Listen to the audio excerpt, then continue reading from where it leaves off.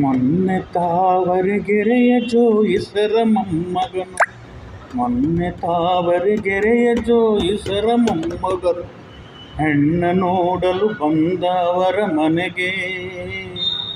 ವೈದಿಕರ ಮನೆಗಳಲ್ಲಿ ಊಟ ಹೊತ್ತಾಗುವುದೆಂದು, ವೈದಿಕರ ಮನೆಗಳಲ್ಲಿ ಊಟ ಹೊತ್ತಾಗುವುದೆಂದು ಒಲ್ಲೆನೆಂದಳು ಸೀತೆ ಕೋಣೆಯೊಳಗೆ.